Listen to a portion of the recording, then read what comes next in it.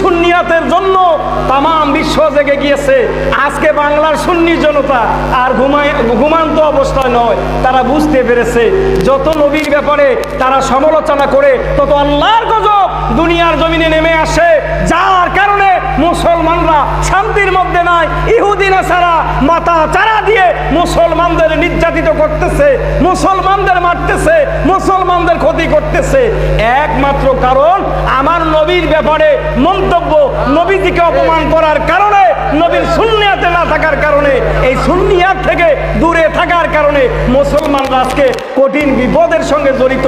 আল্লাহ যেন আমার নবীর কদমের সঙ্গে আমাদের শক্ত মজবুত করে বাঁধে দেয়। চিৎকার মেরে বলুন আমিন।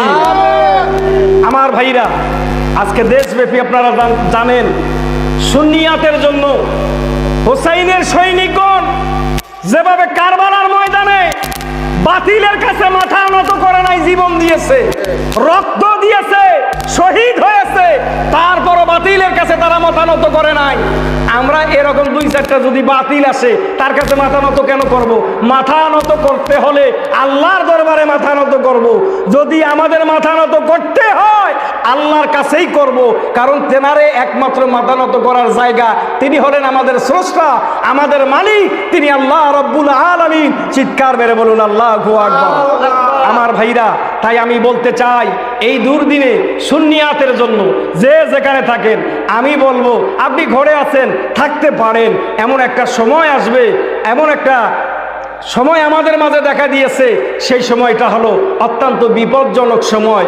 একমাত্র সুন্নি জনতাকে, নবীর প্রেমিকদেরকে ঐক্যবদ্ধ হয়ে ওই সমস্ত ইহুদি নাসারাদের সঙ্গে, ওই দালালদের সঙ্গে আমাদেরকে বোঝাপড়া করতে হবে, তাদেরকে বুঝাই দিতে হবে আমরা নবীর প্রেমিকরা মরি নাই, আমরা ভয় করি না, নবীর জন্য জীবন দিতে রাজি, নবীর জন্য রক্ত দিতে রাজি, নবীর জন্য শহীদ হইতে রাজি, তারপরও আমরা বাতিলকে মানতে রাজি না।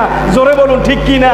আমরা এই কাজের জন্য একাগ্রতাভাবে আমরা প্রস্তুত সদা সর্বদাই সবাই থাকবো।